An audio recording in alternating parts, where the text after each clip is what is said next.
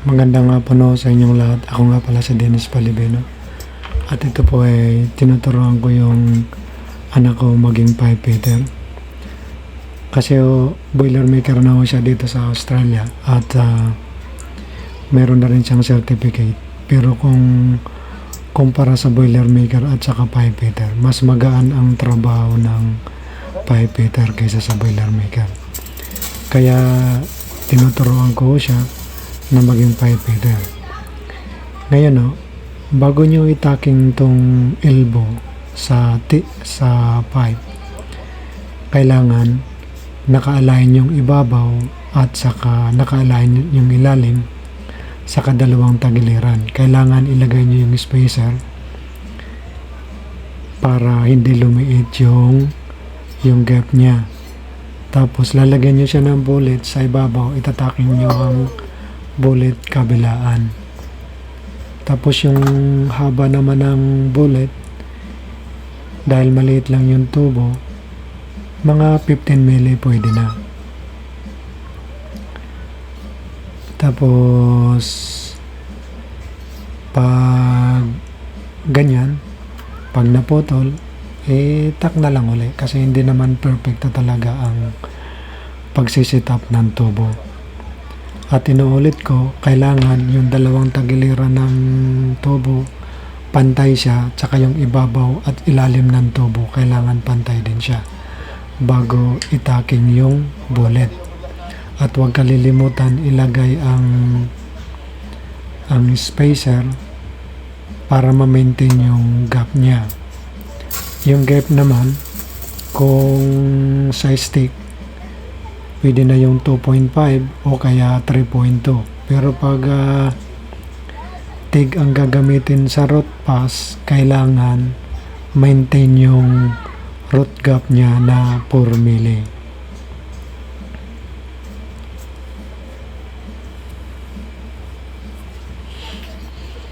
Tapos bago nyo itaking yung pangalawang tagiliran, kailangan i-align nyo.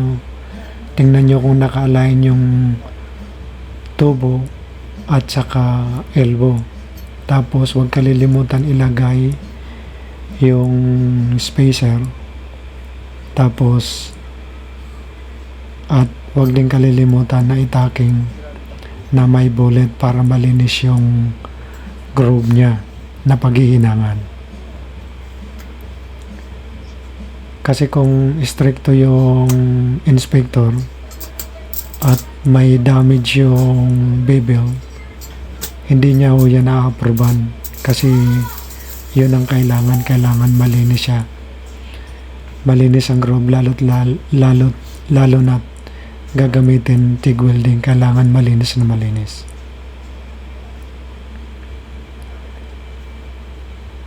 Tapos yung pag hinanda nyo yung bullet, kakatingin nyo siya, huwag nyo isasagad para may hawakan pa rin kayo. Titirahan nyo lang na maliit na pwede nyo siyang baliin para pag naitaking nyo na. Ngayon pag naitaking nyo na kabilaan ng elbow, i-check nyo na yung squareness ng 90 degrees elbow. I-level nyo yung pipe, tapos i-level nyo rin yung ibabaw ng elbow na ayon dun sa pag-level nyo sa tubo. Kasi yun ang basic ng pipe fitting. Kailangan pag kumabit kayo ng elbow, kailangan na ayon dun sa takbo ng tubo. Kung libelado yung tubo, kailangan yung ikakabit yung elbow, liberado rin siya. Para pag nagdugtong kayo sa elbow, 90 degrees yung takbo niya.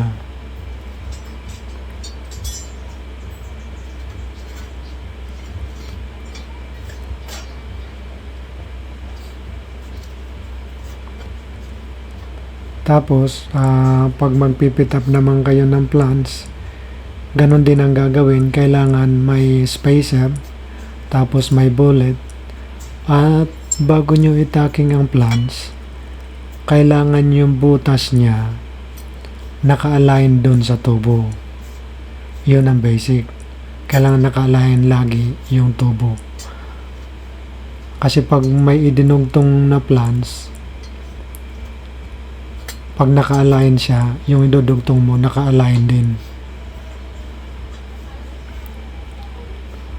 Tapos para madali siya, yung itataking yung una sa tagiliran.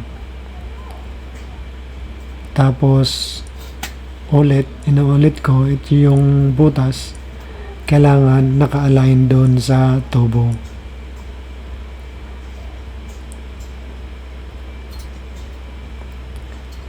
Tapos yan, tulad ng sinabi ko, itataking nyo doon sa tagiliran muna. Tapos yung spacer, kailangan hindi maayos ang pagkakalagay ng bullet. Hindi nakaangat yung kabila, hindi nakadikit yung kabila. Kailangan parehas ang pwesto ng bullet doon sa dalawang bevel. Para hindi kayo mahirapan, yung spacer, tatanggalin nyo muna bago itakin sa kabila. Tapos ang ilalagay nyo, yung na lang, yung isang spacer na lang. Kasi para madaling hugutin.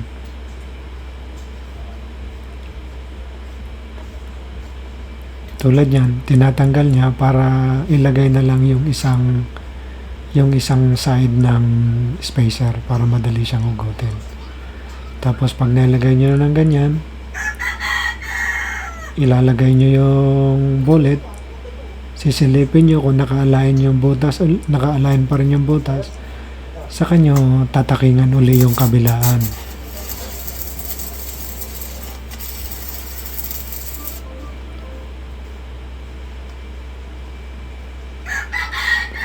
Tapos, bago nyo tanggalin yung bullet, kailangan palamigin nyo muna ng kaunti yung tacking. Kasi baka mamaya mainit pa pag tinanggal nyo yung bullet, sasama yung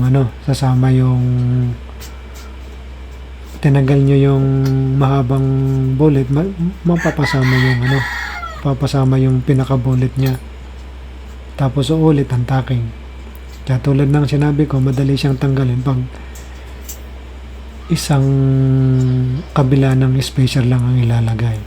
Tulad niyan, pagkatapos nyo may tacking yung kabilaan, ililibel nyo yung tubo, ililibel nyo yung plants. Kapag libelado na, ilalagay nyo yung spacer, lalagyan nyo ng bullet, tapos itataking nyo yung bullet. Laging may spacer para hindi sumikip yung gap niya paghihinangan.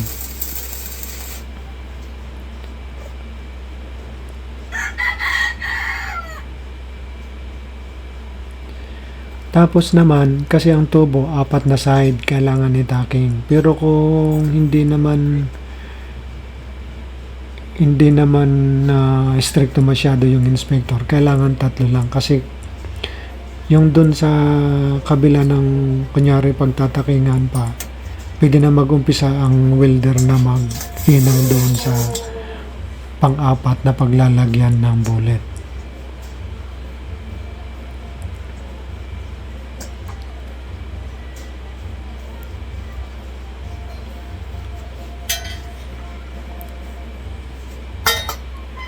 Karagdagan din ng informasyon, huwag ko kayong mag-i-scratch sa tubo.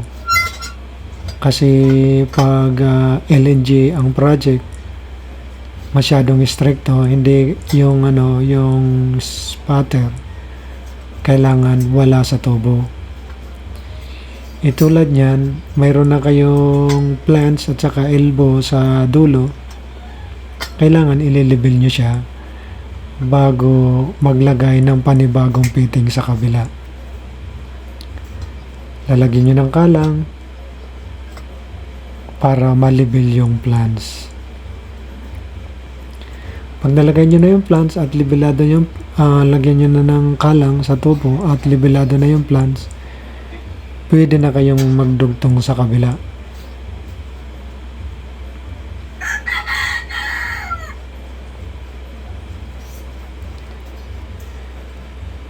tulad yan, ang tubo, hindi na pwedeng ikutin habang nagpipitap kasi mayroon ng plan sa kabila at nakalibel na rin siya. Kailangan, pagkabit nyo ng T, kailangan libelado siya bago magtaking. Kailangan libelado na lahat ng ikakabit nyo para maayos yung fit up. Ganyan. May spacer siya, tapos libelado yung T, tapos ilalagay nyo yung bullet, saka nyo tatakingan. Yung basic pa rin, align sa ibabaw, align sa ilalim, at saka dalawang tagiliran bago itaking. Gaya niyan, naka-align na sa ibabaw, sa dalawang tagiliran, sa ilalim. Tapos libelado yung T, yan, pwede nyo nang itaking. Hanggat maaari, itataking nyo sa tagiliran para madaling i-level.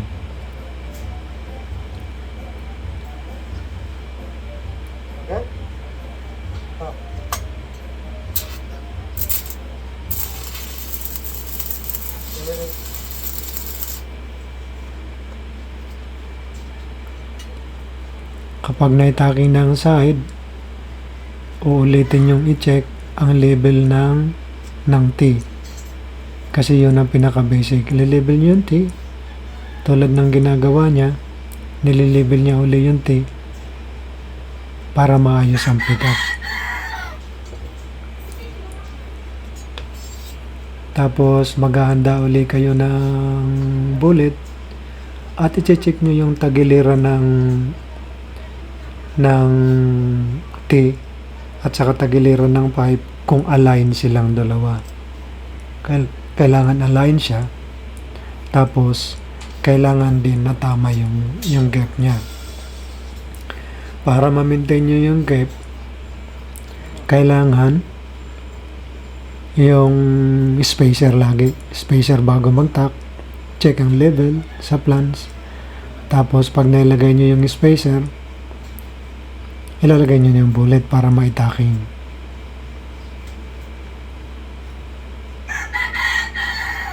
Tulad ng sinabi ko kanina, isa na lang ang inilalagay niyang spacer para madaling alisin. Tapos pag nilagay na yung spacer, tama na ang gap, tama na ang pwesto ng bullet, patakin nyo na ngayon.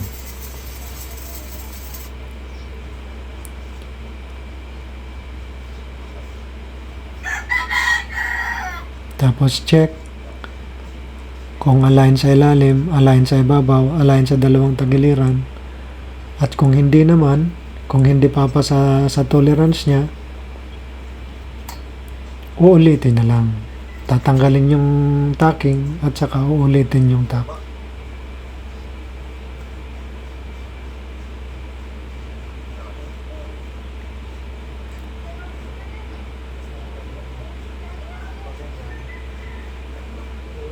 Kasi hindi naman pag may pipe lang naman kasi naman transmission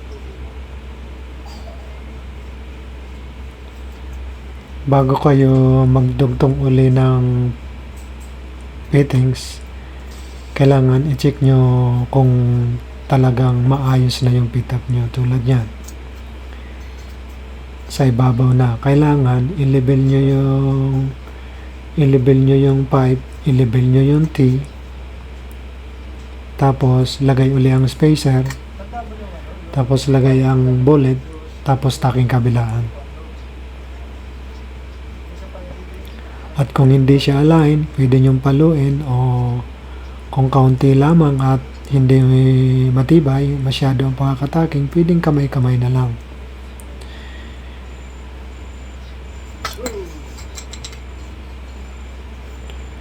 Pagpapalo kayo, daan-daan lang ang palo kasi tacking lang yan, baka matanggal yung bullet. Panibagong preparasyon ulit, medyo mahirap.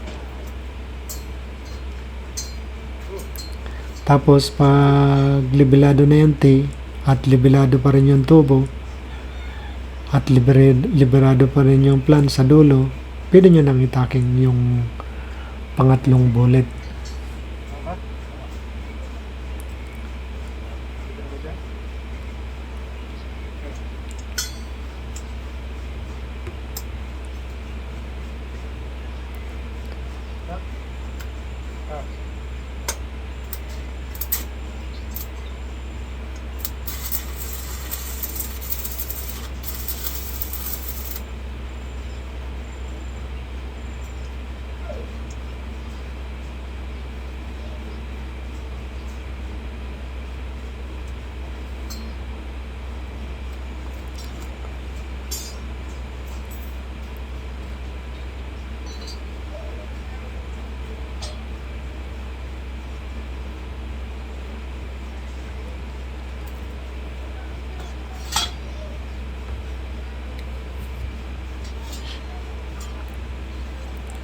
At pagpita uli ng planes sa T, ipapatong nyo lang siya, may spacer, tapos i-align nyo yung apat na sides kung tama, at yung planes nya i-align nyo yung butas sa pipe.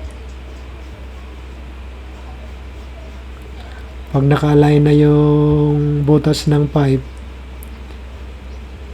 sa tubo, tulad ng ginagawa niya, sinisilip niya yung alignment, at kailangan apat na side ay hindi overlap. Apat na side kailangan align siya doon sa T. Check ang alignment ng butas, check yung gap, at pwede na siyang itaking. Huwag kalilimutan, ang spacer ilagay lagi, tapos yung bullet kailangan nandoon sa loob ng groove niya para hindi padumihan yung paghihinangan, kasi ang tacking niyan sa labas lang.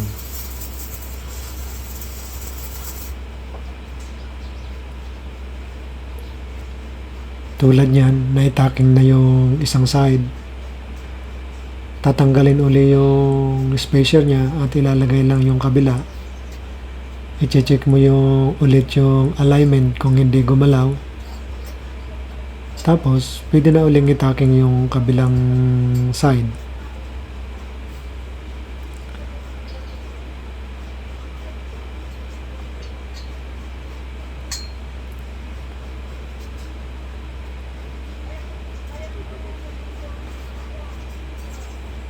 Huwag kalilimutan, ilagay ang spacer bago ilagay ang bullet, tapos i-tacking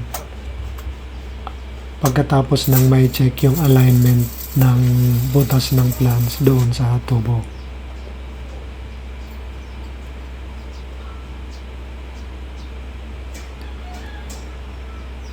At kung mayroon nga pala kayong tanong o may karagdagan na gusto nyong matutunan sa pipe fitting, mag-comment lang ho kayo at gagawan ko ng panibagong video para maituro ko sa inyo kung ano yung gusto nyong pang matutunan sa pipe fitting.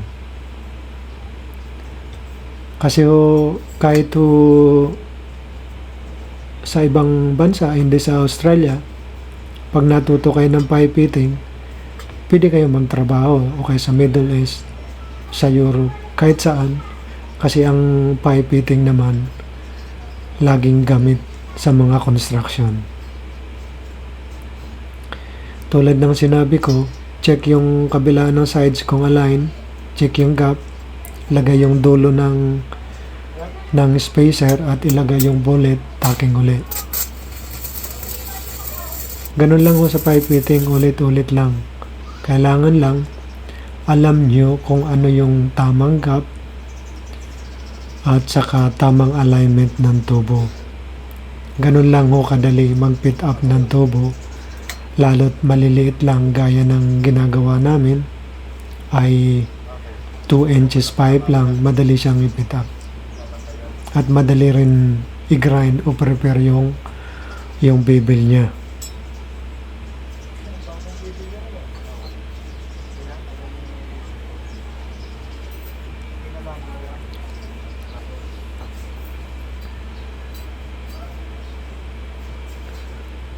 Tapos naman, sa pag-pit up ng 45 degrees elbow sa T, maraming paraan para i-pit up yung elbow niya. Kukunin nyo yung center ng dalawang tagiliran. Pag ipipit up nyo ng ganyan, yung guhit ng yung dalawang guhit sa tagiliran ng elbow, i-align nyo yung level, tapos ili-level nyo lang siya. Ganun lang kadali.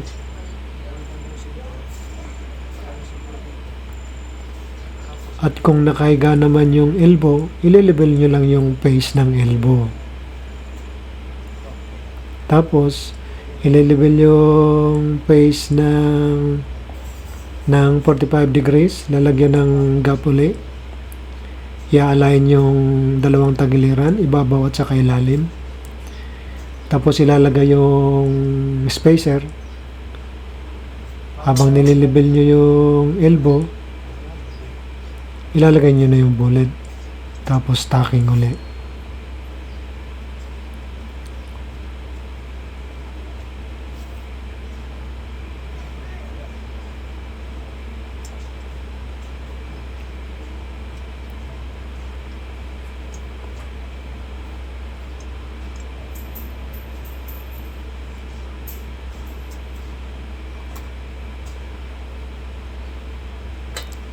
Gaya niyan, lilibel, tapos i-align nyo yung tagiliran sa ibabaw ilalim, tapos itataking nyo na siya.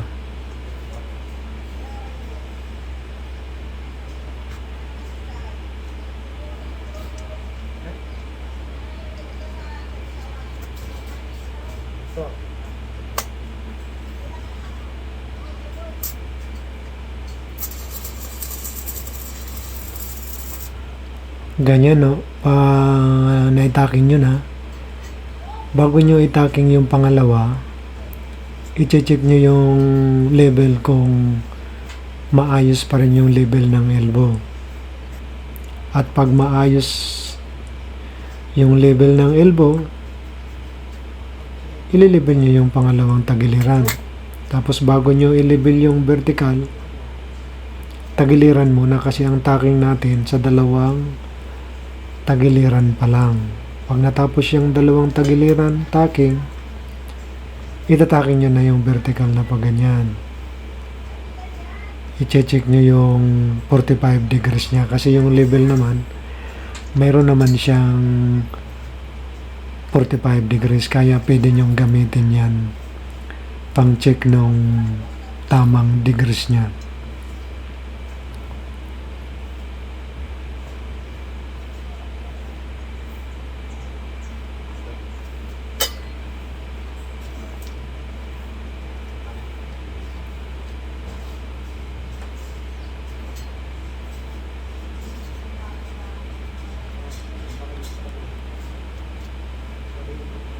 Tapos, bago nyo i-tacking yung pangalawang tacking sa tagiliran, titingnan nyo yung tubo nyo kung align dun sa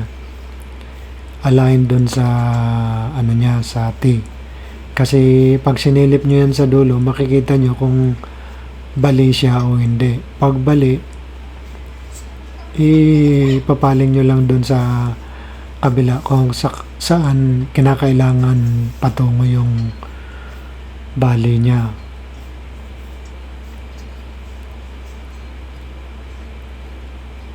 Tapos, nung nag-una kayong nag-tacking sa ibabaw, itataking nyo naman pangalawa sa ilalim. Pero wag nyong ilalagay doon sa pinakasentro sa ilalim kasi doon nag-uumpisa, kapag nakapix ang tubo, doon nag-umpisang nag-welding yung welder pataas. Kaya hindi nyo ilalagay sa gitna. Tapos pag na-tacking nyo yung ilalim, titingnan nyo uli yung tagiliran kung tama siya, hindi siya bali, tatakingan nyo ng pangatlong bullet. Maraming salamat to sa inyong panonood at kung mayroong karagdagang tanong, pakitanong nyo na lang at hanggat maaari, bibigyan ko yun ng kasagutan at gagawa natin ng panibagong video para masagot ho yung karagdagang tanong nyo. Pakisubscribe na lang uli. Pakisubscribe na lang ho para ho ma-notify kayo sa mga susunod na video pa. Salamat po sa lahat.